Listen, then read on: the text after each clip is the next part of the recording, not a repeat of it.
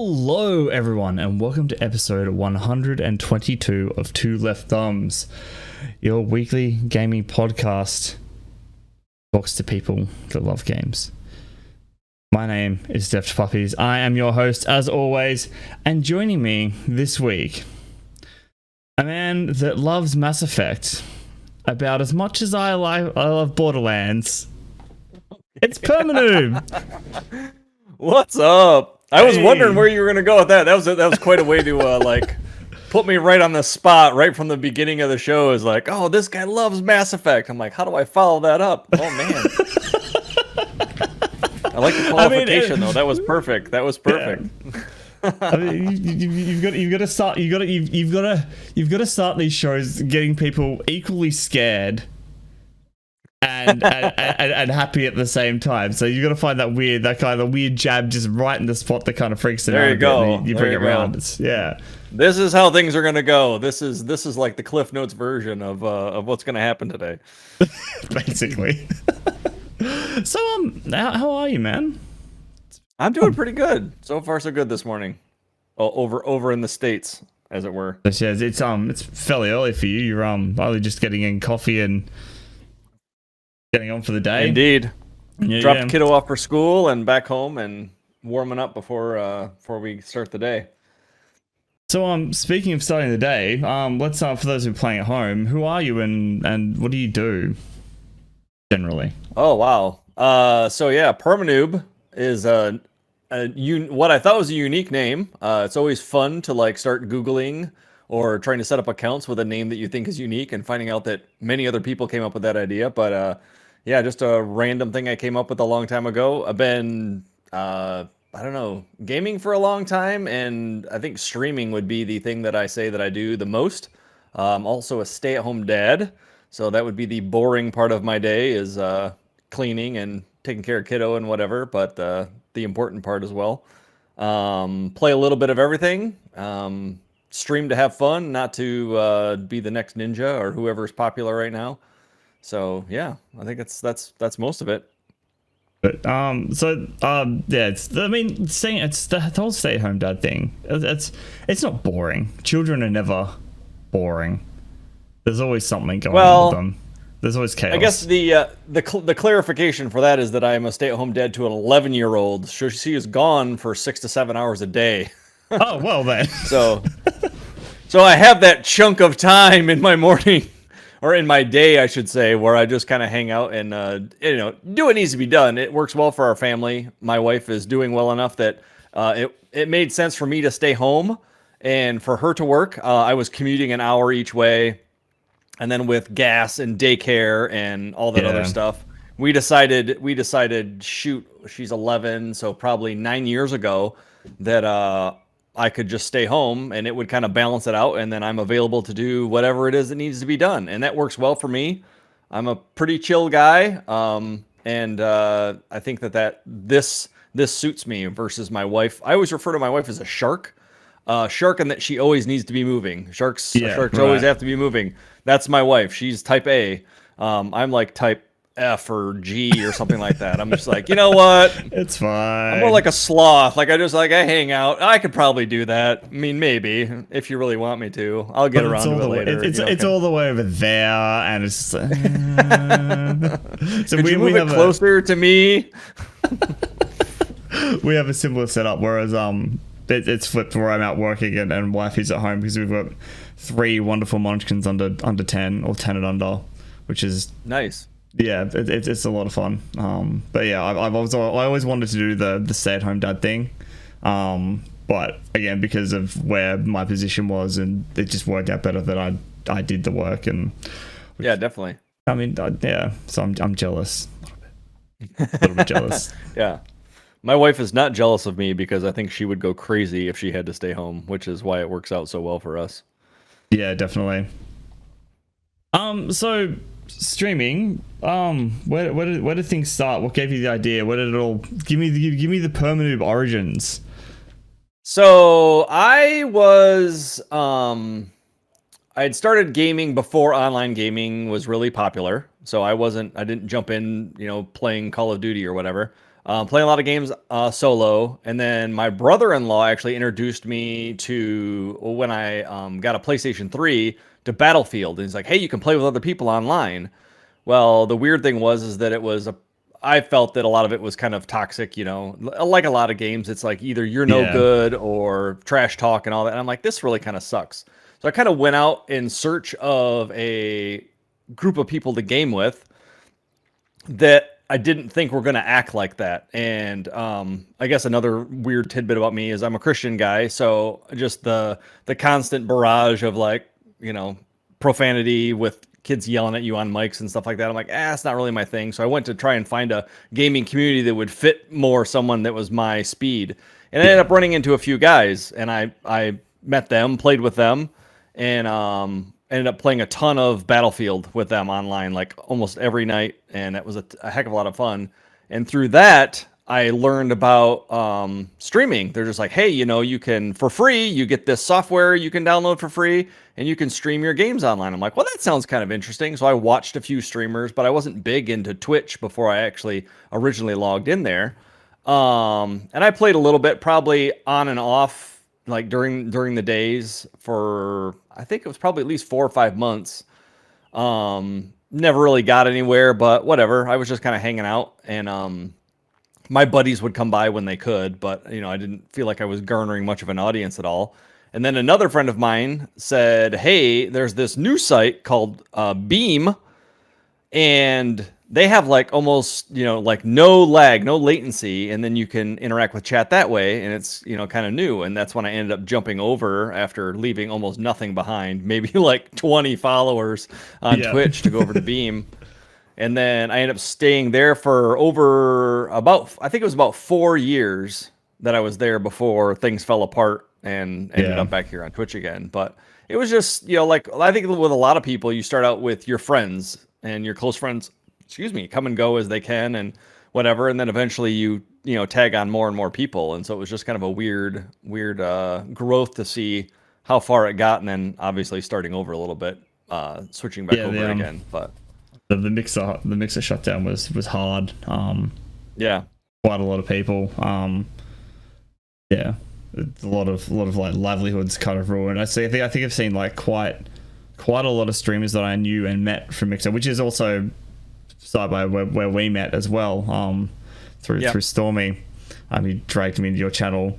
He's like, this guy's playing Gen Zero. We've been talking about Gen Zero. He's like, this guy's playing it. You should come check him out. It's pretty chill. And that's where that began.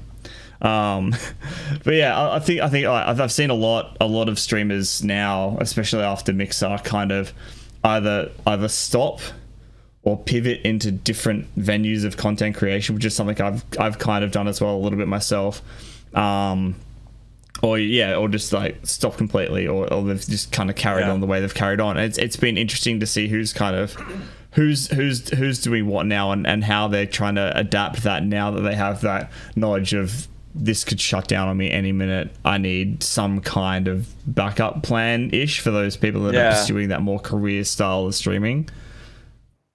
I think that's the one comfortable thing about moving over to Twitch. Like when I first heard the news, obviously you're trying to figure out what the heck is going on and is this real and whatever.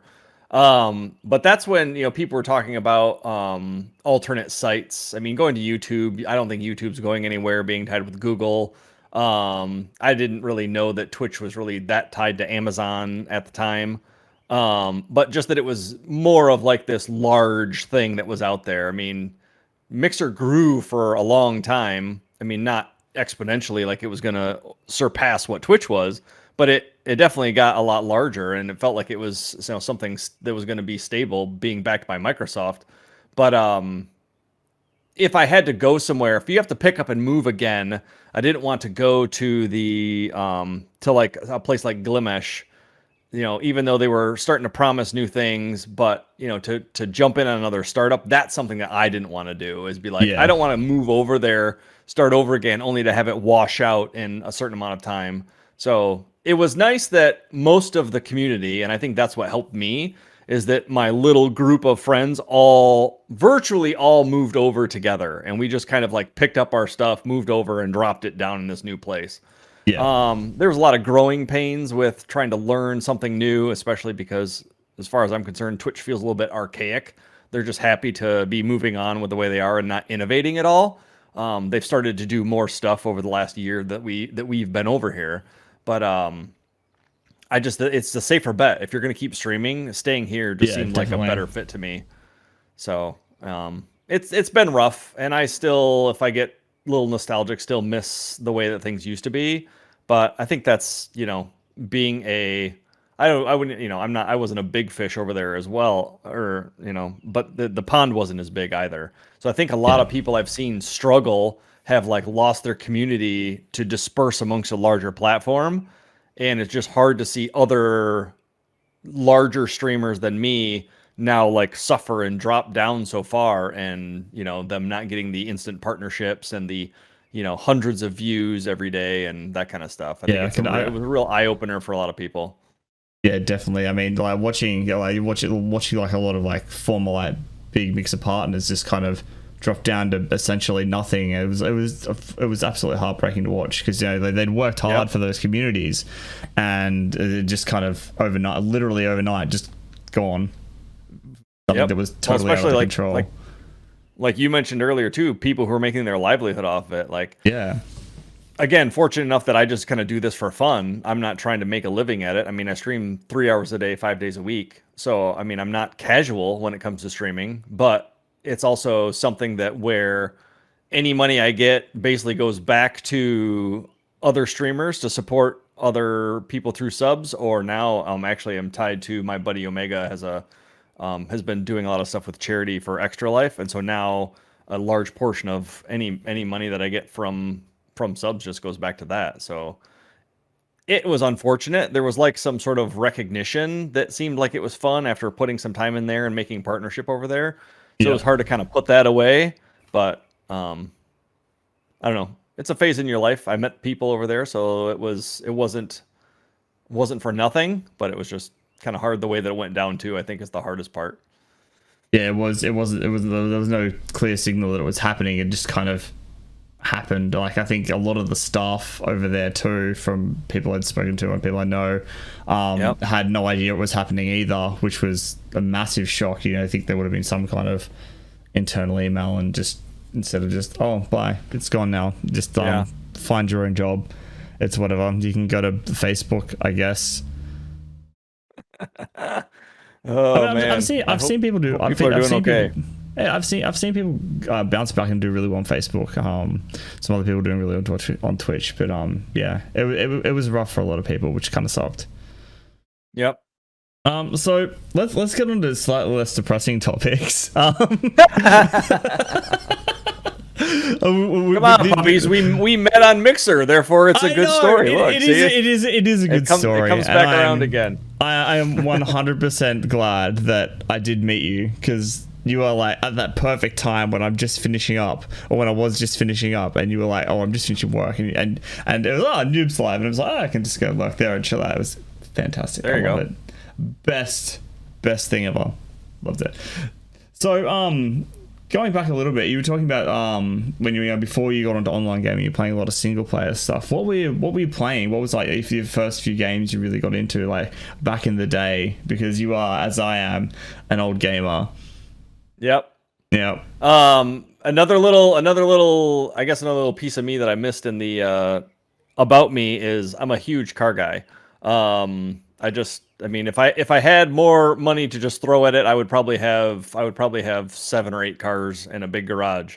So my origins before when I could choose what I was playing was Need for Speed. I remember playing the original Need for Speeds, the first like 5 or 6 of them. And playing those with my brother. That was my favorite thing to do. Was just race around in tracks and Lamborghinis and Ferraris and Porsches and stuff like that, and just run from the cops kind of thing, and race each other and screw around. I don't know how far along, like that made me think of like Burnout. What was the name of that one? I'm forgetting the name of the actual game though. Oh, Burnout Paradise. Burnout Paradise, yeah. Stuff like that. That was a big thing. I wasn't into like I would say more now I'm into open world survival and RPGs, action RPG games. Really like following a story and doing crafting and stuff like that.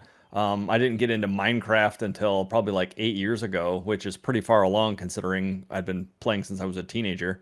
Um, and it was mostly PC gaming too from the beginning.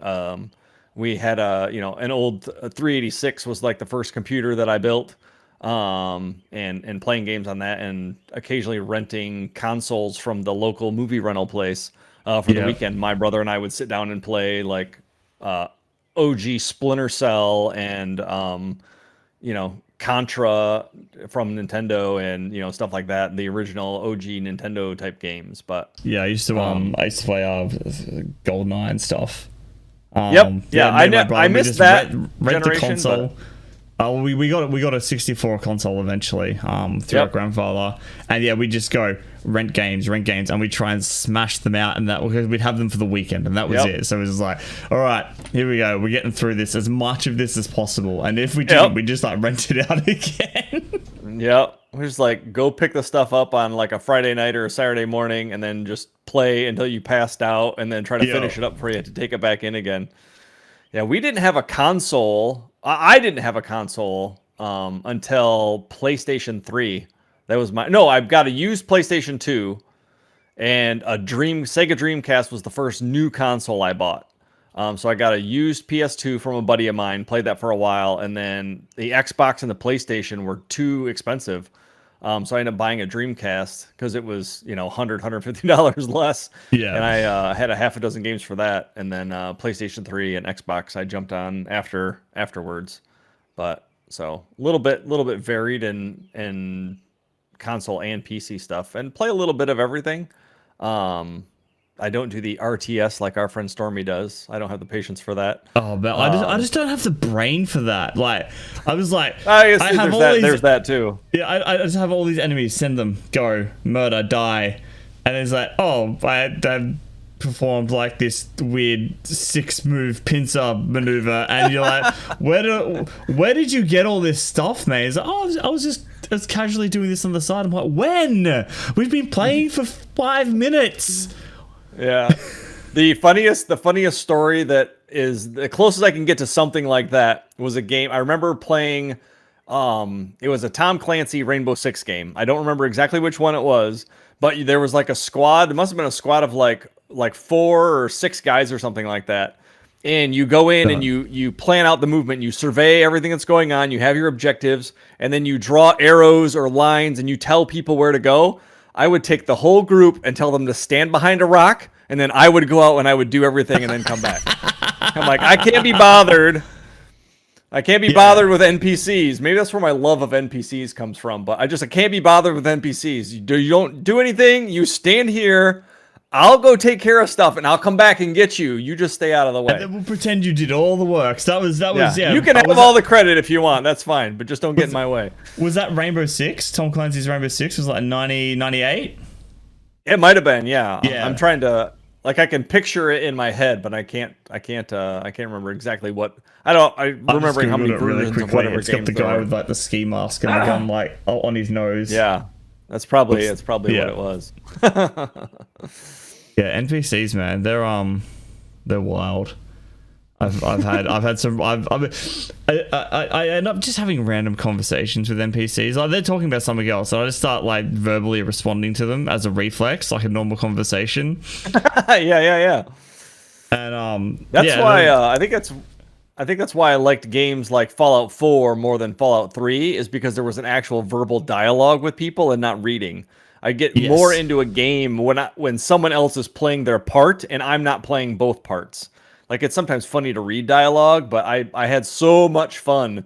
I literally have, it's got to be like a 45-minute, I know it's more than 30-minute, greatest hits from Fallout 4 of all the clips that were taken from me playing that game. And most of it is interacting with NPCs and getting angry because someone was sarcastic with me and I shoot them or whatever. I don't know. It was just... the text, I have the same problem where I, even with like movies and TVs, I can't have subtitles. It's distracting. I can't look at the pretty pictures, and I get more into it if I can involve more of my senses, so I can look at the screen, I can listen to the Sure, dialogue yeah. and all the sounds. Yeah, and it's the same with video games as well. And it's much more immersive to kind of get in there and like feel like you're part of that world instead of, all right, I've got to sit here and just saying that. Yeah, exactly. And there's a lot of great context that comes from tone as well, I feel. Yeah. Oh no, definitely. I think the Yeah. delivery is huge. I'm like, if you just pick a line and then it just texts back. But if I can pick a line of dialogue, again, Fallout 4 is the perfect example for me. Pick out a line of dialogue and then watch my guy act it out. Oh, that's just the best, because then you get that, like, there's that back and forth of how it is, versus it seems a little more dry when it's just, I read and then you read, especially when you're talking about, because again, this all ties back to streaming for most of it. For me, I do play some games offline, but it's that whole like, okay, this is me reading over and over and over. And I mean, you get lore. My buddy's playing Path of Exile the other day, and there's just so much stuff going on, and it's just like him reading for large amounts of time, and you're just trying to absorb all that information. It can be too much for me. It's like getting too much at once when it's not like in like bite-sized snippets that you can feel like you can consume audio stuff faster than me trying to bumble through and read something. So my recent discovery of audiobooks. I started listening to them like once I moved up to where I am now, because I'm in a bigger city. I've got to commute into work, which is about 45 minutes, half hour-ish, depending on the day. So and I can't read on moving vehicles because that makes me want to vomit. And so I started listening to audiobooks, and it's been amazing. I went through the entire Witcher series, a whole heap of Star Wars stuff now. Nice. It's been really, really cool. I've read some biopics, and it's much easier to consume, and especially with like sci-fi and stuff like that, you get that with the audio, because a lot of especially the Star Wars stuff, they put a lot of background noise in as well. So you have doors opening, doors closing, and like ambient noise. So it really kind of That's nice. puts you in that situation, and it makes things a lot nicer and a lot more pleasant and easier to visualize kind of what's going on. I think that's like I found a few authors that I really enjoy reading, but the one thing, if I could just mark out the time and sit down and read it, was I love the movie series of Lord of the Rings, and I realize that it's very much chopped up and there are pieces missing. But for me to sit down and read, like actual reading usually puts me to sleep. And so I have a hard time consuming enough of that book at once to remember for the next time that I sit down, like, okay, where was I? Who's this guy? Oh, that's that person. And I have to like put it all back together in my head. Versus if you're on a trip, we got the first book in the Lord of the Rings when we drove down to, as a family, I think it was when we drove down to Florida, which is like depending on where in Florida, from where we live to where you're going to in the south of the United States in Florida. I live on the kind of the north side in Michigan. Is like a 20-hour drive. Oh, so it's like, and just getting on the road and putting in an audiobook, like I can pay attention to the road, but like my mind can be like listening to what this is, and you just like consume the book and so much faster. Even if I was only a passenger and reading, I still wouldn't get as much. So, and if you get a good audiobook, which sounds like some of the stuff that you've been listening to is good quality, then the person reading it does a lot for livening up the book as well. So I think it's I've seen, may not be as good for some people, but the first series I went through was The Witcher, and that was all voiced by one person, and they kind of like put the different voices on for each people, which was really cool. I then went on to the Star Wars stuff, and that is all individually voiced. So each like I think there was one book that was like individually voiced, and it was just incredible. So it was like just listening to a radio show, and I think it was Star Wars. It's pretty sure it was Star Wars book. It's been a while. But yeah, it was fantastic, because it was just like it was just like listening to a show, and it was much better. Like the old radio shows, like the War of the Worlds and stuff like that. Yeah, it had everyone freaking out in the 20s. Is it real? But we've done a couple of longer trips, and it was good for our daughter too. I mean, if you're traveling with kids, We don't have I guess it's not just minivans, but we don't have a vehicle that has like a DVD player drop down on the ceiling or anything.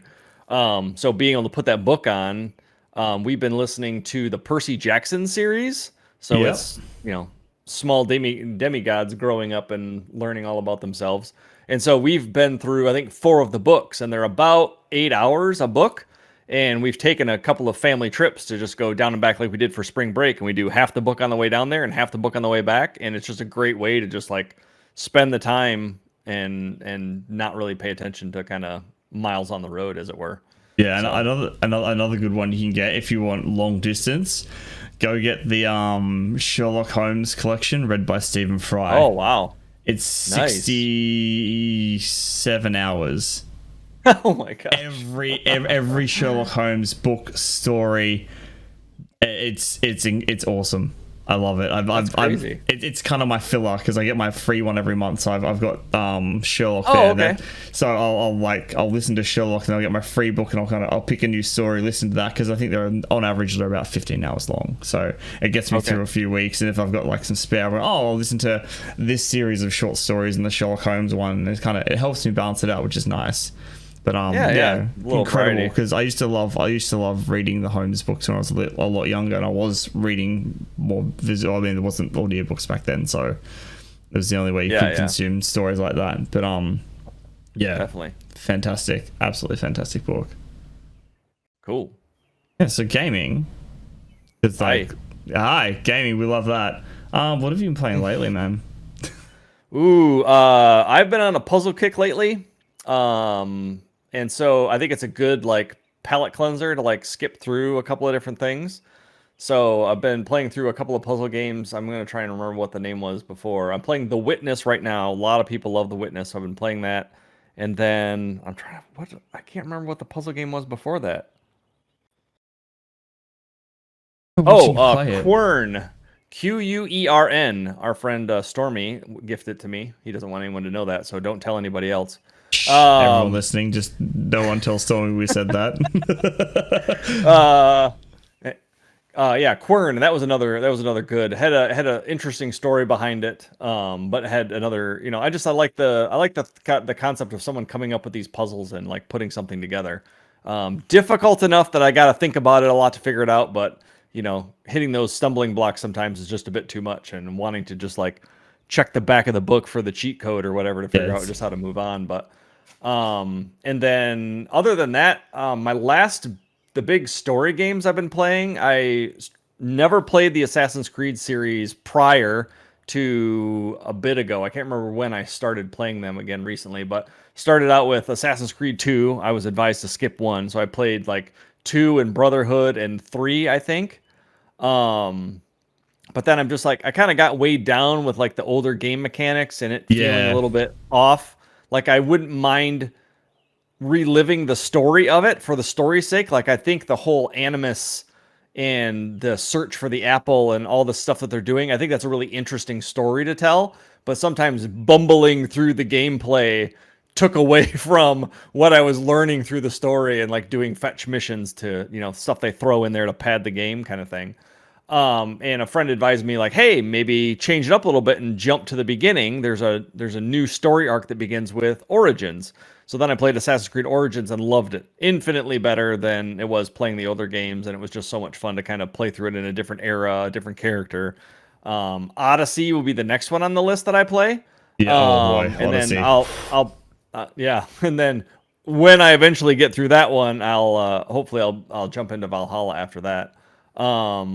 Playing Borderlands off and on. I won't go into exhausting detail because I know you don't care. You can, because this isn't about me.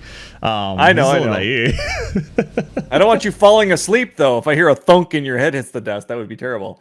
But I got a friend who's playing through the Borderlands series on Saturday mornings. Another friend who I introduced Borderlands through, and she's playing it on and off during the week. I obviously jump back in whenever there's new content. I haven't had an offline game to play in a while, so I've actually been going back and playing through Borderlands 1 solo, just to kind of give myself something to do. So you always play Mass Effect. That's an offline game. Yeah, I could definitely. I'm playing that offline right now. I mean, you can't see, but I'm playing it right now. I'm loving it. So yeah. Other than that, it's the crafting games. I'm excited. I was excited to hear about Biomutant. That was going to be another big game on my up and coming list, but I heard it got kind of a rough review.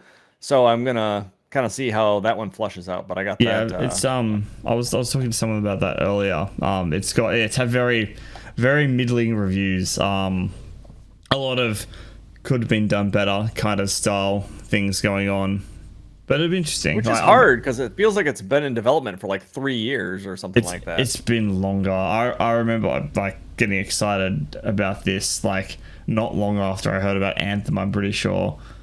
Like, wow, yeah. Yeah, it's like Biomutant has been around for quite a long while, and I was looking forward to it for so long, and then I don't know what happened the last 6 months. I just stopped caring about it. And I was tricky. like, okay. Like, and then it came out. Coming. And I was like, okay, now it's here, and I'm just like not keen, not keen to play it, but I'm not enthused to go and play it immediately. Yeah. Well, I think that there's a way. I guess I try to temper what I get too excited about. And like, there are those certain things where just like, that when it's announced and the day it drops, it's something that you can count on, that game always does what you want it to do.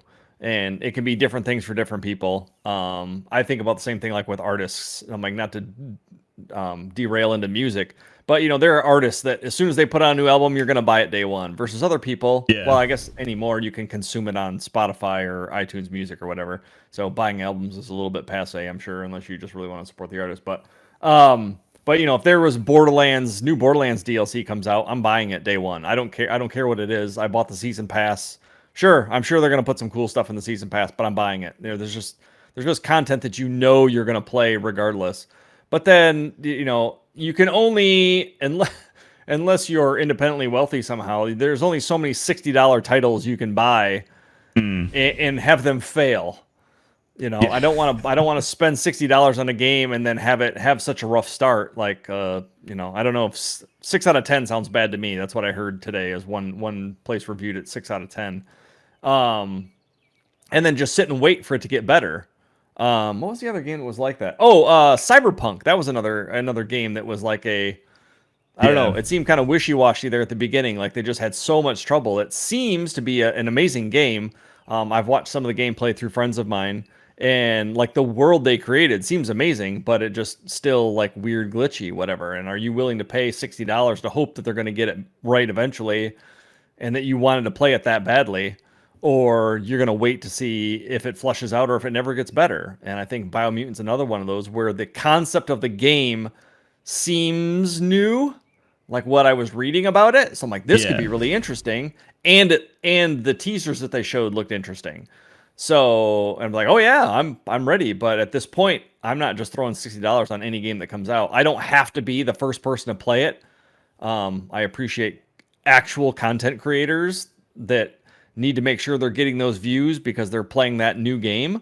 But I can afford to wait a week or two and say, oh wow, that really didn't come out the way that they expected it to. I'll just play something different. Yeah, it's something I've been battling a lot because I got stung by Cyberpunk pretty badly at Anthem and a lot of others. There's like I've had so many, even Valhalla to an extent, but I won't spoil that for you because I know you plan on playing it. It was for me. I think maybe it was just I was burnt out on Ubisoft games as a Ubisoft thing.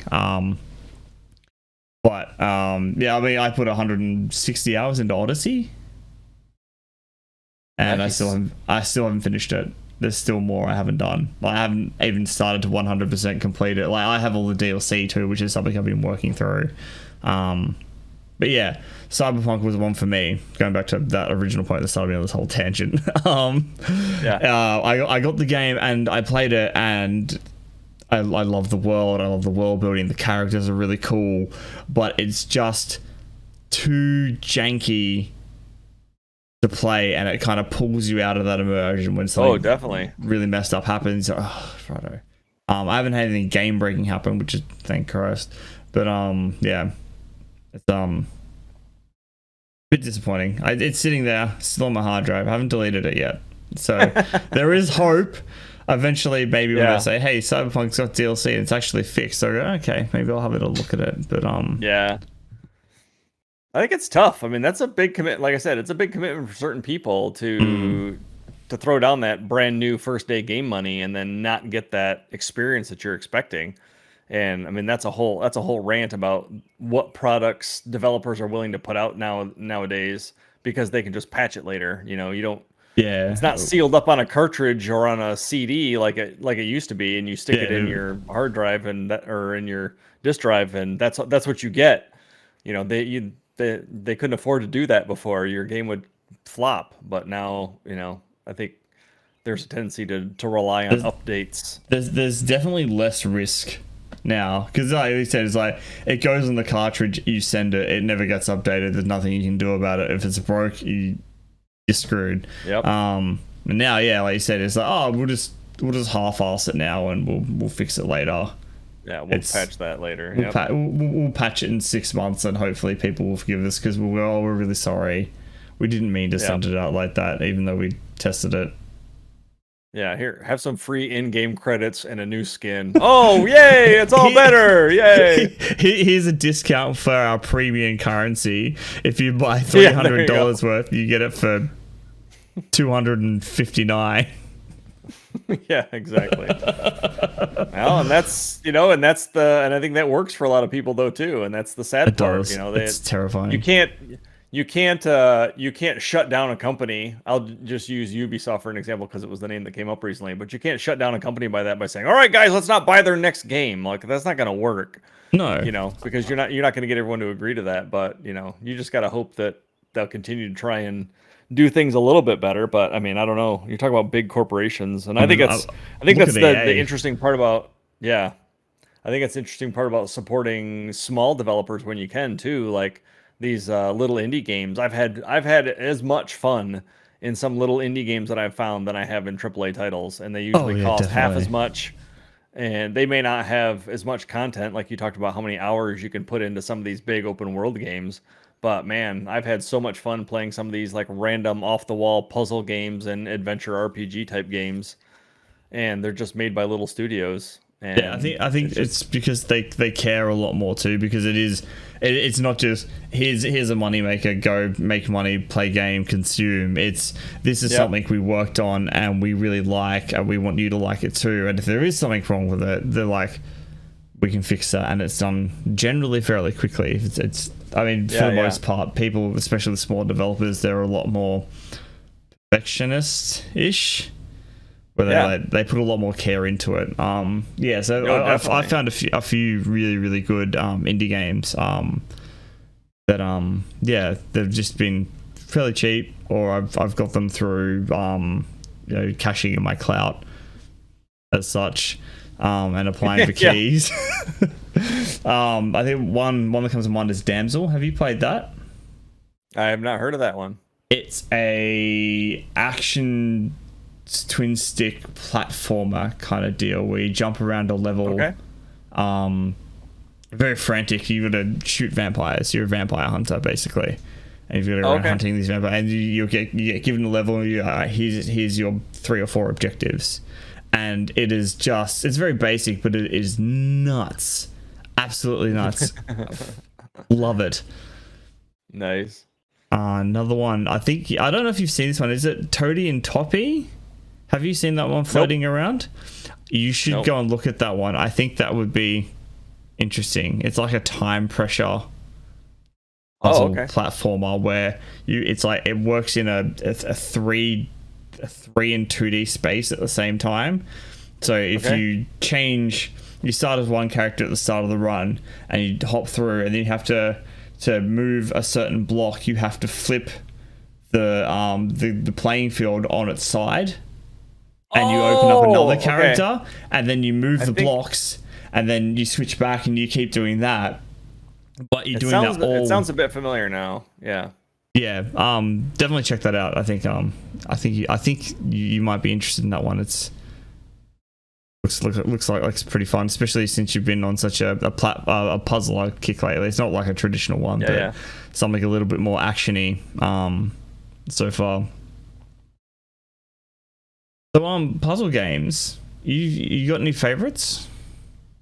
Hands down, the Pedestrian. That game, like the world, the creativeness in that world, and the puzzles. I think it's a game that builds well from zero. And the increasing difficulty of it, and then also just like I guess again a little to go backwards a little bit again into my bio is that my job that I was talking about that I left to stay at home with my daughter, I was a architectural 3D modeler. So I built buildings, interiors, additions, renovations in 3D for my company, rendered them in whatever version they needed to be to present them to clients. So building worlds in 3D is kind of like where my background is. And this game is like one of those things where I couldn't have created the world of Assassin's Creed Odyssey. Pieces of it, sure, but so to immerse myself in that is something completely different. But like this game feels like it was built, one little piece at a time by someone who's genuinely doing the same things that I was doing, and I just really enjoyed that connection there. And then fun fact about that, while I was playing the Pedestrian, the world builder, I don't know what his title was, but the guy who did the modeling for the Pedestrian visited my stream. And so we got to chat back and forth about like what he did and how that worked, and I totally fangirled. It was obnoxious to listen to the clip. Someone took a clip of me at the end of the game because I was all emotional that the game was over and I didn't want it to be done. I'm like, oh look, and there's the guy. He was here. Oh hi, what? And I'm just like, oh how stupid. But I mean, no. It was a really cool experience overall. So that was an amazing. You encouraged me to play that one, and I did ended up playing through it, and it was fantastic. Yeah, there's a lot of other good ones that have a lot of good concepts in them, and it's great to find games with new ideas. Superliminal was another kind of a standout. I don't know where it fits in like my top 5, but it's definitely memorable in that the game is based on perspective. So if you see something that's far away, it's smaller. And if you grab it when it's smaller and pull it towards you, it changes. It's all of a sudden now like if you look at a chair that's across the room, the chair is tiny. If you bring it over, you have a tiny chair. But if you walk up to that chair and you're really close to it, then that chair is full size or bigger. And then you manipulate the environment by taking advantage of perspective and moving things around. And it's just, again, it was so many laughs in that game, but it's just another super interesting concept on how to just literally look at something differently and make a puzzle out of it. I could list off puzzle games probably for a half an hour. But a couple of games like that. So it's just really interesting to go through and look at those games. Like, even like I said, I just got done playing Quern a little while ago. And while it's a little bit, it did have its parts where I felt like it was really difficult. Like you really have to be paying attention to figure out where you're going. And I used a walkthrough, I think 2 or 3 times over the course of this, week and a half that we played this game. But just a really cool concept of how to put things together and how you look at something. And I think that making my brain work like that sometimes is the really interesting part on doing the whole puzzle genre. So, do you think that's not something as simple? That definitely calls back to your like previous employment where you used to build worlds, and now you're going into those kind of worlds and kind of, all right, this is how this all kind of fits together, and it's kind of engaging that part of your brain to figure out what's going on and how it all works. Yeah, definitely. That is really cool. So, what else have you been up to?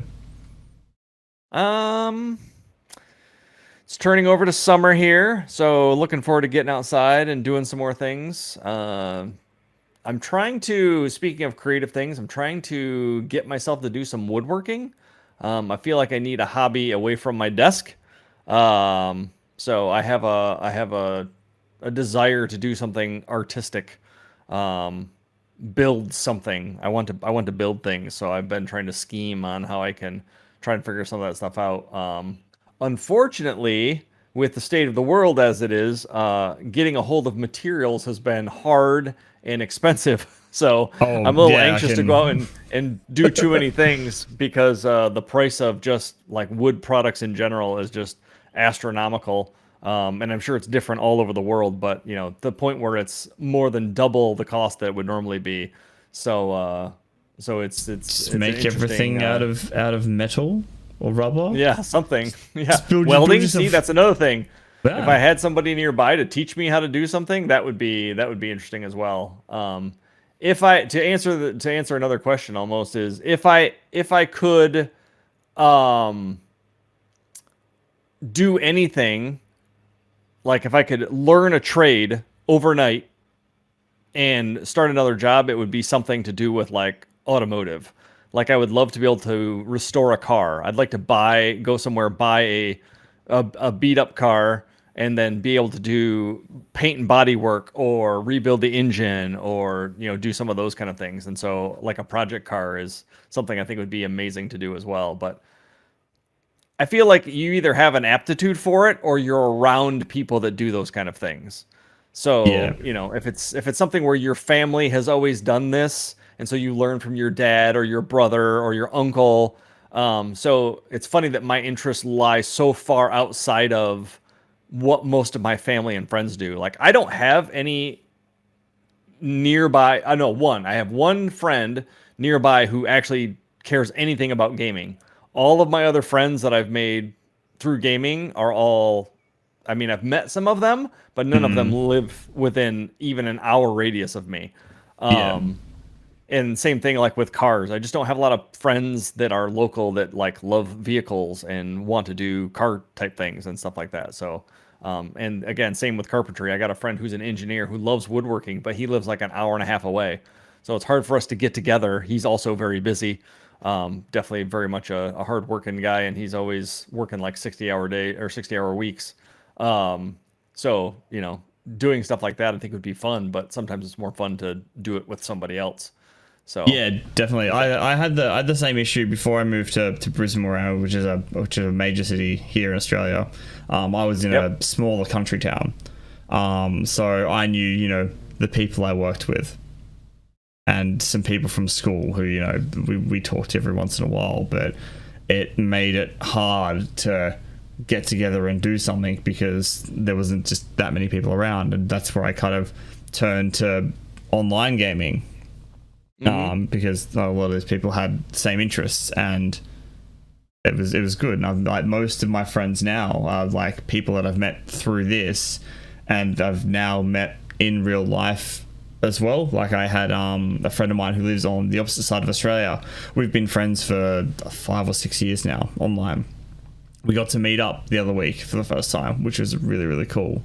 Awesome. Yeah, it was really fun. It was a bit of a trip because he's we've always joked how tall he is, and I know people that have met him. Like, he's a big dude. He's like just giantly tall, and seeing him like in person, I'm like, wow, you well, I'm not short. I'm like, I'm 6 foot dead on, and I'm like, wow, you are tall. Oh man. Yeah, but I think like online communities have been fantastic, especially through the last couple of years. Especially, I think they've really bloomed as well because of how everything's going on. The world's suddenly been forced to go digital, so we can all connect but still stay a safe distance away and not breathe on each other's faces. Yep. But yeah, it's been good, and I get to do stuff like this where I meet interesting people like you, and Yeah. we get to hang out. It's fun. I like it.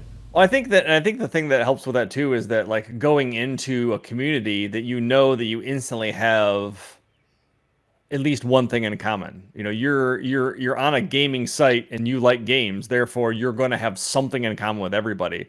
Versus Yeah. if you're the kind of guy that just wants to go down to the bar and have a pint, whenever. You don't know. I mean, you might not have anything in common with anybody else in that bar. Like you just sit down and like, so you play, you play the new Assassin's Creed game. Like, what are you talking about? I'm like, I don't play video games. Grow up. You never know, who you're going to run into unless you're like, sharing what do you think about what you're eating at dinner, or what kind of beer you're drinking or whatever. So I think that's interesting about a community like that, is coming into something where you already know that you have something in common, and then it can just build from there.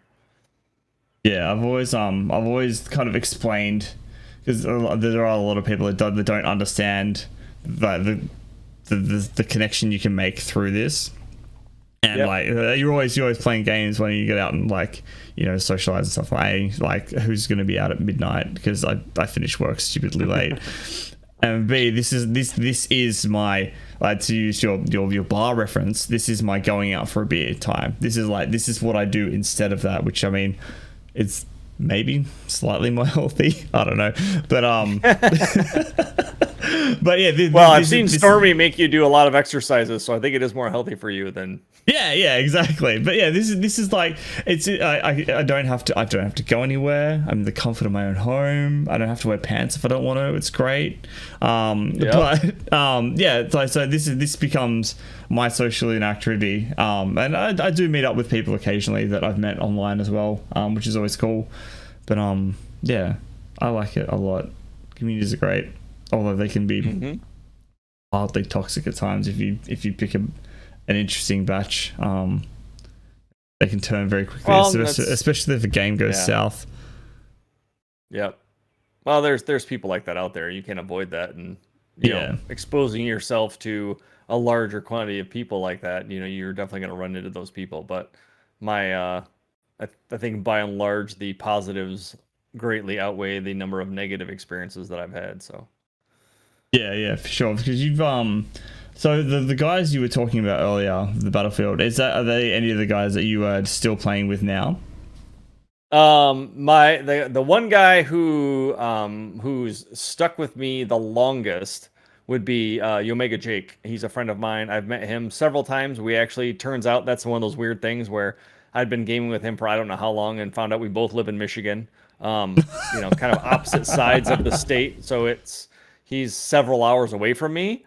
But I've ran into him many times. Most of the other guys have done other things now. I am still loosely in contact with a group of them that still play. I think they've moved to Overwatch now. They play a lot of Overwatch together, and there's like a group of 4 or 5 guys, and they still enjoy hanging out and playing together.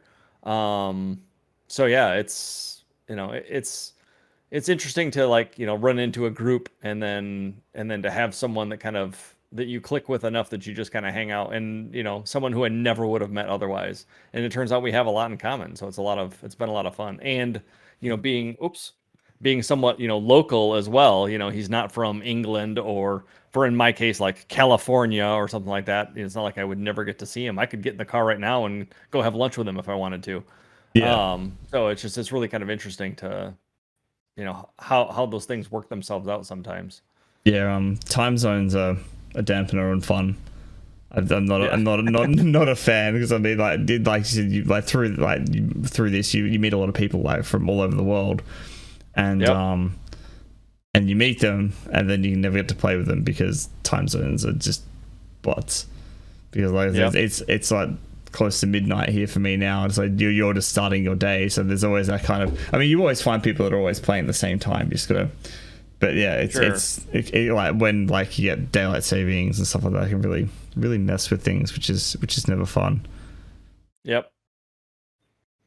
Or being introduced to people. I think that's what happens to me sometimes, is being introduced to people somehow, and then find out that, again, because this is our, like, hobby to do, they stream at the same time you do, so you don't get to interact with them because they go live around the same time I do, so I can't really hang out with them, and then you'll never see them in your stream because they're doing their own thing. Yeah. And then where the gaming stuff comes in, like, this is my major time to be online, is right now, because no one else is here.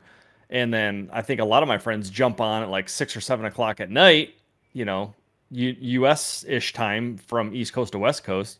And I'm like, that's kind of family time for me. So I don't really get back online again until 8:30, 9 o'clock at night, because my daughter's in bed, my wife's on the couch reading a book, and then I might sit down and play a little bit for a couple hours before I go to bed. And, you know, it's just weird, even with the 3-4 hour time difference that can be even in the States, is strange. So Yeah. not to mention internationally.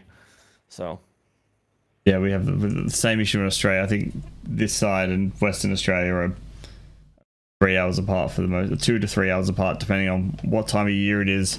You kind of get used to it, but it's still like there's always that, oh, I forgot that you were on that time zone and I was on this one. Like I have like New South Wales and Queensland, so I moved from New South Wales to Queensland. New South Wales has daylight savings. Queensland does not, but they're directly above and below each other.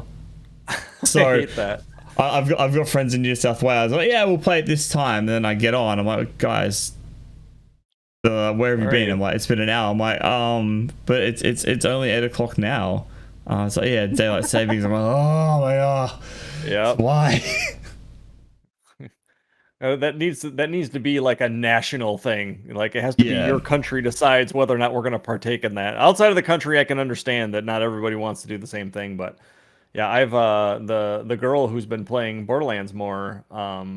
She streams in the evenings, but in Arizona, so she's already 3 time zones behind me. But then depending on whether or not it's daylight savings time, it can be more or less.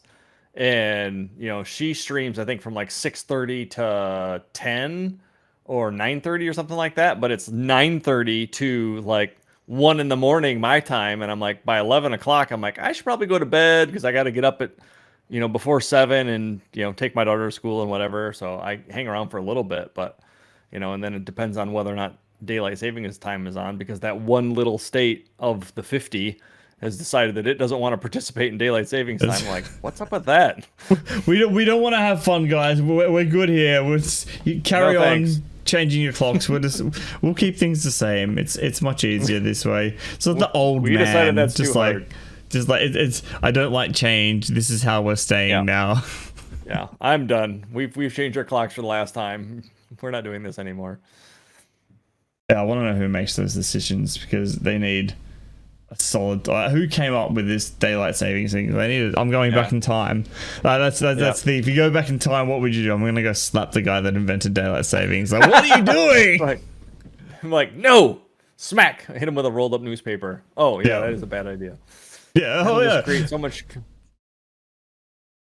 It'd be great. Yeah, just come back and it's just chaos. The world's on fire because things haven't changed for an hour. It's like, there's like, gosh, I had no idea. I gotta go back. I'm sorry. I know I hit you, but it's okay. Please do it. No, I'm not doing it anymore. No, you gotta save the world. Save the clock. Save the world. Yeah, there you go. Yeah. Get that cheeky heroes referencing. Yeah. Yeah. So do you like freebies and deals, Noob? Free is my favorite flavor. I like free is the best flavor. So as we always do, if you know any of these titles, you want to talk about them, just interrupt me. Ooh, excellent. So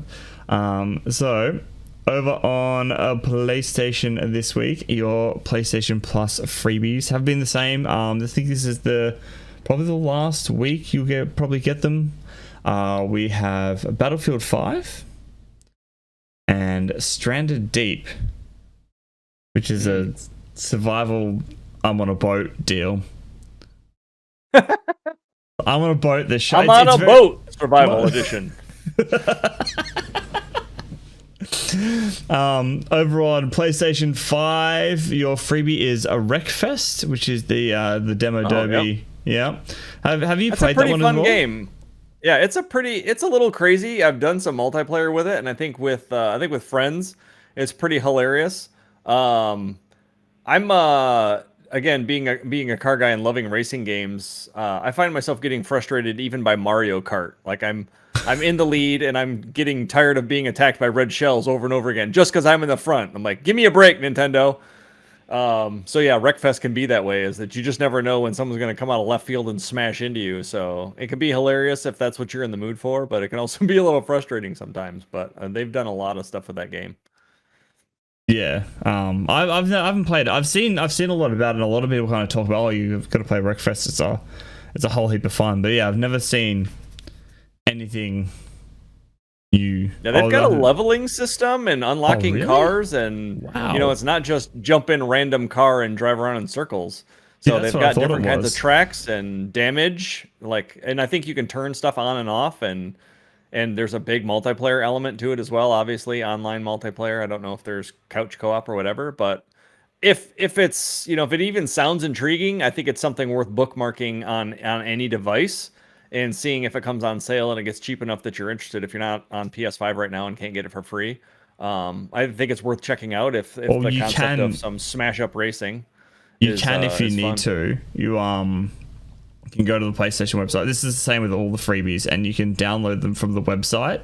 And once you eventually have your PS5 or PS4, you can download it, and you'll still cool. own the copy. So you can purchase it for free on the website, and then when you're ready to download it, you can download it whenever, and you have it there. So it's a neat little way. Nice. It's bookmarking it, but you don't have to worry about prices. Yeah, that's it.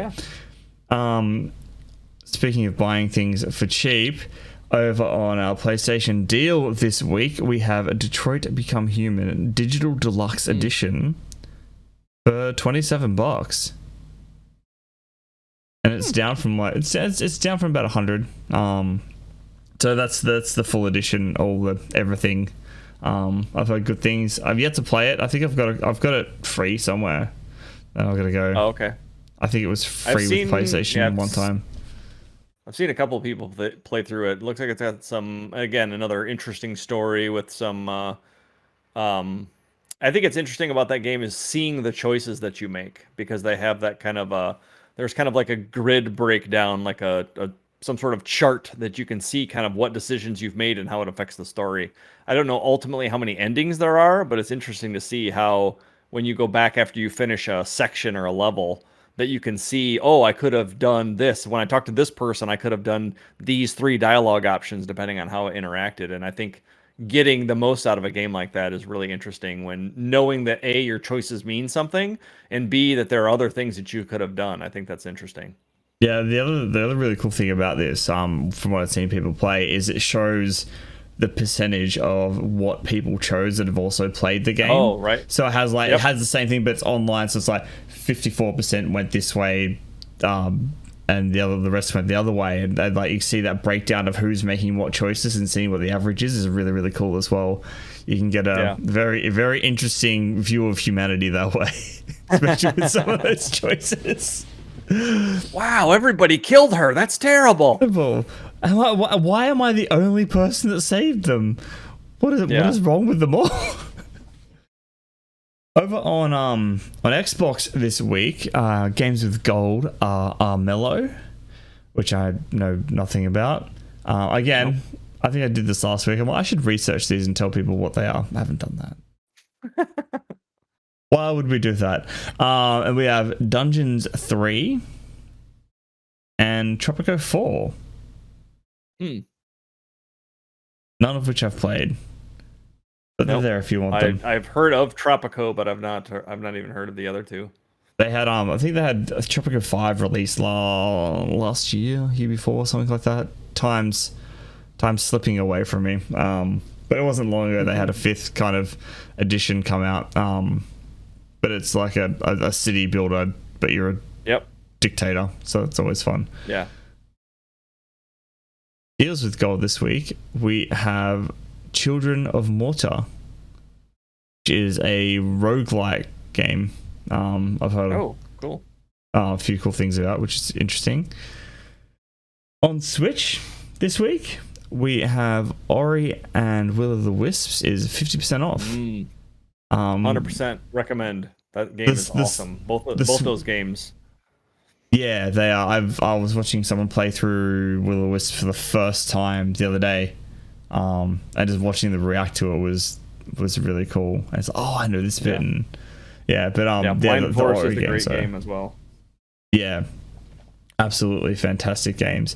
Our epic game this week you'll have to hold, because I may have forgotten to. Did I forget to write it down? Oh no, there it is on the second page. We're good. It's decided to scroll itself over to page 4, so we're we're fine. Epic Store freebie this week: NBA 2K21. Yep. which saw was that just the other day.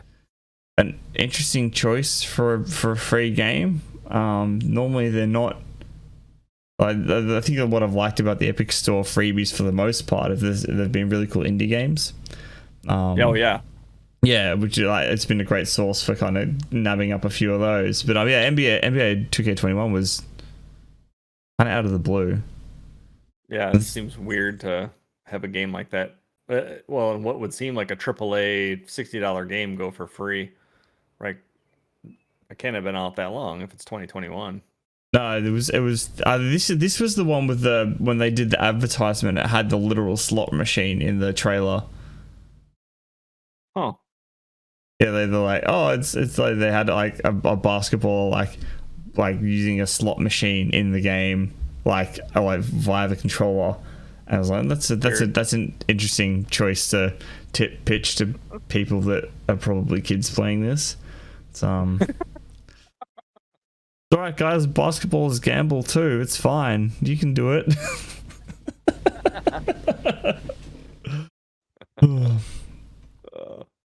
But that is it. That is all she wrote. Deals, freebies, noobs, all done.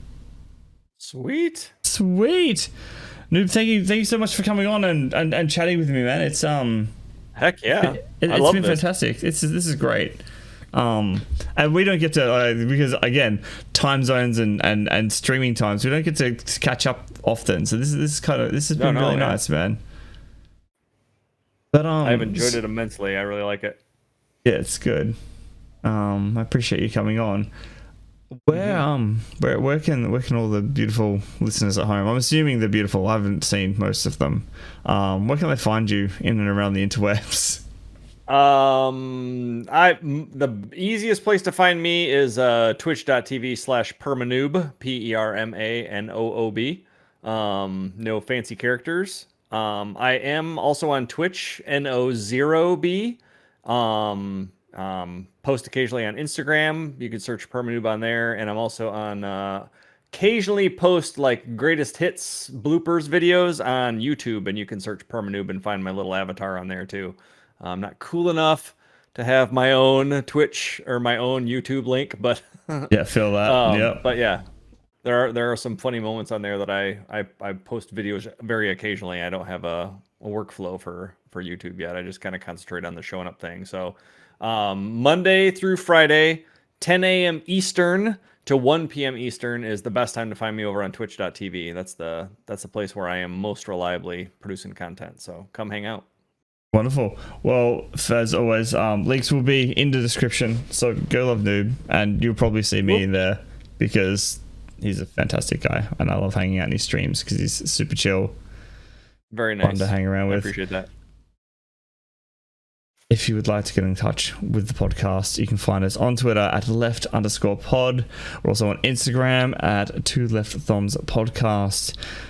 You will find the video version of this up over the weekend on our YouTube channel. Again, we're in the same boat as Noob. We're not quite cool enough for our own special thing yet, but all the links will be in the descriptions below where you can find them, link through, and you can come watch our beautiful faces do the talking. That's what it is. Ladies and gentlemen, thank you so much for listening. You all have a fantastic week, and I'll talk to you next time. Bye.